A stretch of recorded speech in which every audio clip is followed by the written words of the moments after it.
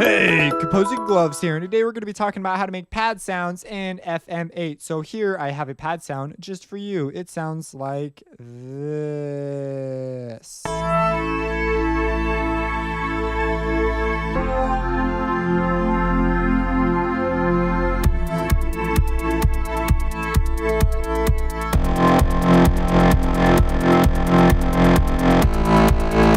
So, it's whatever. I was focusing mostly on the pad. That other stuff was just, sort of to get inspiration for writing the pad. So here, that's what we have. And you could do things like, of course, adjust the filter, because that's important.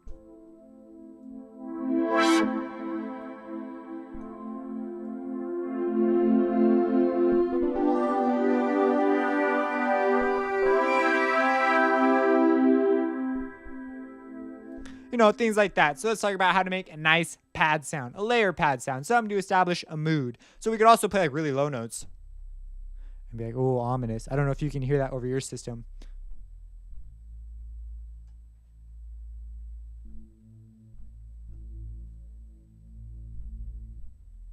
So anyway, some really, really cool ominous sorts of things. So let's get to work.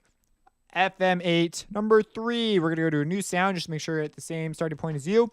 Okay, we need to make a pad. So a couple things about pads. First off, I'm assuming you've watched my FM8 from the ground up tutorial series, so you know what all the buttons and knobs do. Now, pads. Pads are usually some sort of a chorusing. They're very typical to pad sounds, although you can use things like unison, phasing, and flanging. Those lend themselves to other types of pad sounds, but they all fall in the realm of typical pad sounds. So you may consider experimenting with these. And what we need to do is that, and so we're going to use some sort of that, and a filter is usually involved. So we're going to take F out and put it into in Z, because that's our filtering module. And we don't get anything because I do not have the output routed. We have that. Oh, so great. And it is a sine wave so far. And what we have here is we have this going on. Now I could go into emphasizing different harmonic series using different types of waveforms. That's really interesting, but that stuff sort of comes with experience and time. So we're just going to, make a pad basically in this video. And as I go, I'll explain whatever concepts I'm using. So we have our pad. Pads now, let me show you what chorusing can do for you. So if we had let's just say that's all we had, right? Well, what we could do is we could add a chorus to it, and that's pretty much it. We're going to bring our diffusion up and our sync up and leave the time, bring the time down. You've already got a pad. It's like crazy, right? And then if you want to make it sound like kind of nice, we'll add some reverb, make it to like 60.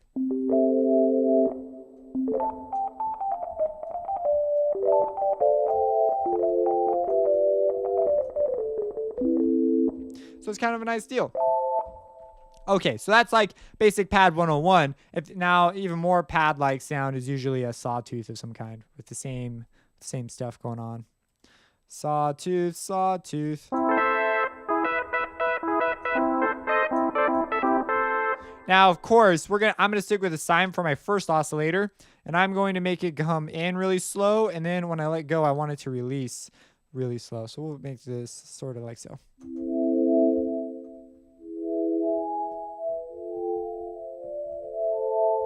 So pretty cool sound, right? And now it's heavily reliant on filters. If we took the filter off, it gets a little bright.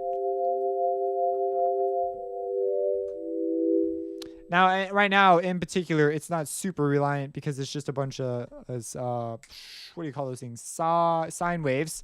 Holy cow. Now we're going to use some saw waves. So we're also going to put it in Z. We're going to take these and make these sawtooths. Sounds kind of nice. We're also going to sort of give it a little bit of the in and out treatment. But I want these to sort of add a little more definition. I'm going to bring down this in volume and down this in volume. And I'm going to put in an EQ to sort of fix some of that mid stuff. So we're going to a peak EQ.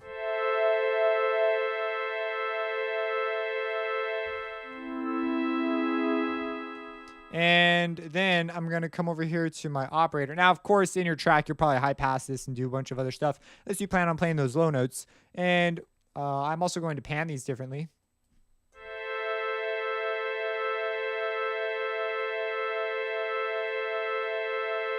Now we can introduce sort of our low end. Now we don't want to go too crazy on this. We're going to use a separate synth for our low later on if you really want to, because if you have like a really low thing and then you try to play chords with your pad, it's not going to work out for you. So, because if look at this, it already has a really nice low end. Just play low notes. There's no reason to have like an oscillator that's specifically for low things. We just want something that sort of lends itself to the lower end of the spectrum specifically. So we're just going to have this guy be a square. What the heck? We're going to make him 0.5. 4? Just 0.5. Not 0.55. And I hit F11. Did not mean to do that. Okay. We're going to put him out also. So see, we get that sort of mid-range too, so that sounds kind of nice.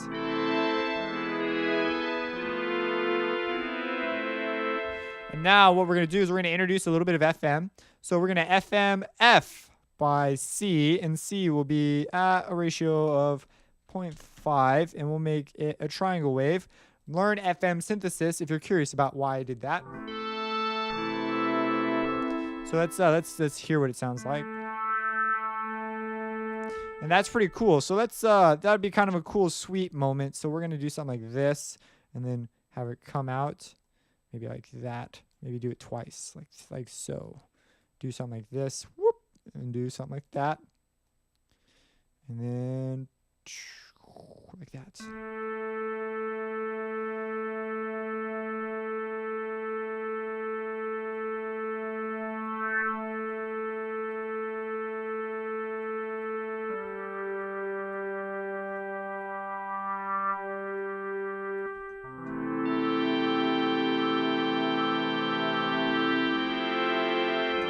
So it's just a little bit of flavor. And then let's go over to D and double click to bring the envelope back to where you want it. Bring the whole envelope up. Very useful. So for manipulating stuff. Cool. So now let's mess with Z a little bit though.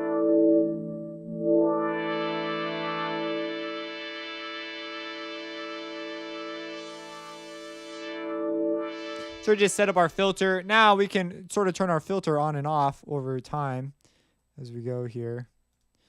Like something like this. But that's going to be really short, maybe longer. And now what we can do is we can hook it up to the LFO. So we'll bring the LFO in. Now if I make it really, really loud, watch this. We don't necessarily want that, right? So we're going to go down to like 10. That's still pretty noticeable. But let's go to our LFO itself, which is, it is in the, just a sec, I know this, modulation tab. And now we're going to just go to, let's go to a sine wave.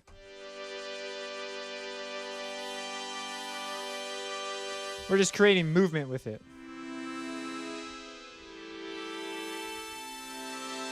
Now if we we could do something like sort of ominous.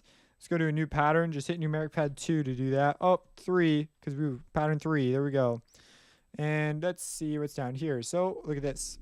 That's our low end, so it sounds pretty wild. And hit L for pattern play. It's like, ooh, that's kind of an interesting thing down there. If we take it up. Let's write some chords, right? So let's do A, and we'll keep the A at the loudest, and then we'll do A, C, E. We'll make this A softer, the C loud, and the E a little bit softer. And then another A, and we'll make the A just as loud. Oh, somewhere in the middle.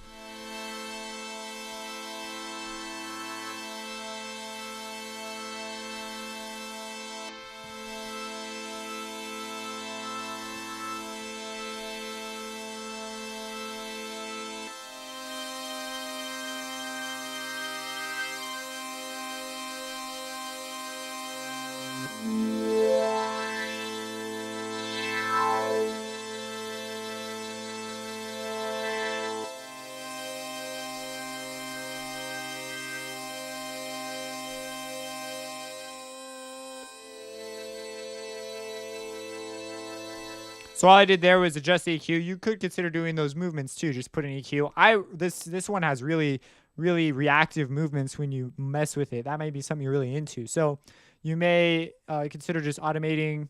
Actually, I'm not sure if you can automate this now that I look at it. But you can open up your own EQ and do it. But this thing is very, very touchy, which is a good thing in many ways. And then we have the dry wet, and I turn the diffusion up, but the dry wet too, just more. I want more of the wet signal, but I do want some of the original in there, so we'll do something like that.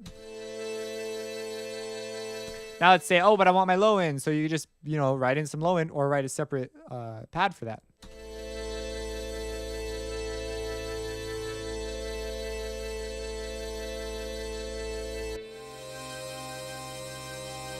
Then we could try messing with the filter, which is another option we now have available to ourselves. Go to operator Z and just, mess with it.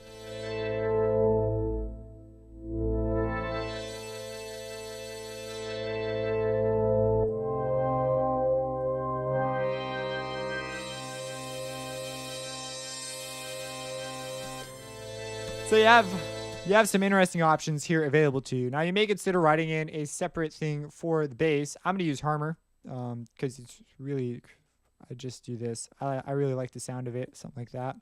And then we could just, layer in, bring it down.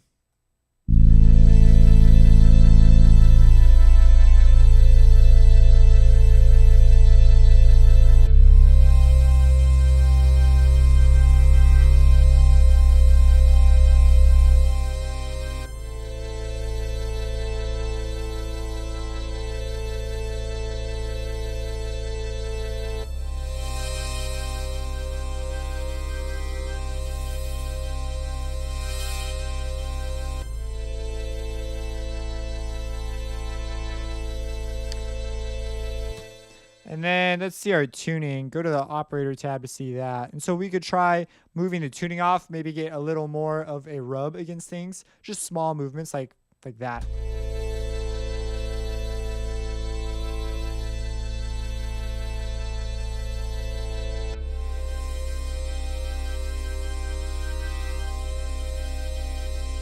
You see how it introduces that slight movement? That's really desirable in some pads. Next, what we could do is we could put it in something. Actually, we could put it in 6, not 6.5, which has the sidechain already on it, so we can do that. But let's add another chorus. Let's add a fruity chorus and see where that takes us. Sometimes it's just better to do this. Fruity chorus. Oh, is it 32-bit? That's probably one reason why I didn't show up.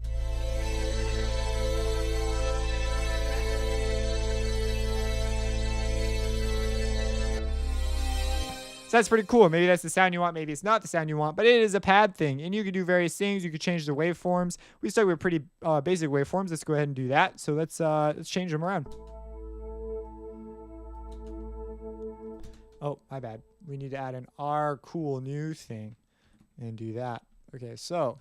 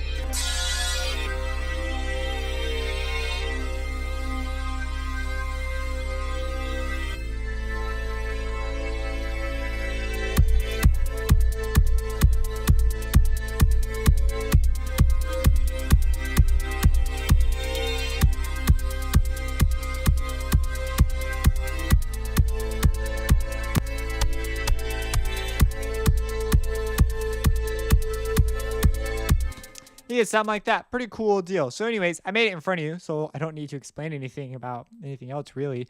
So that's that. If you have any questions about pad sounds, let me know. This is just a basic pad sound. You can get a whole load of others like that one I settled on before. Not that one. Holy cow, that's loud. Like this one. And this is, of course, the soft sort of nuancy sounds come from the Z operator's filter.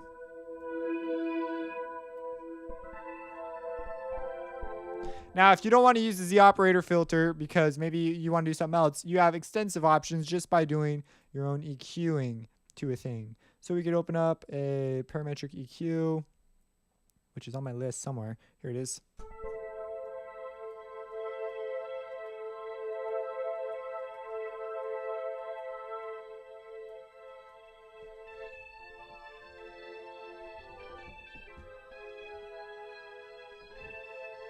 You get some really nice sort of things that way too. If you have any questions, let me know. Support me on Patreon, subscribe, and have a blessed day.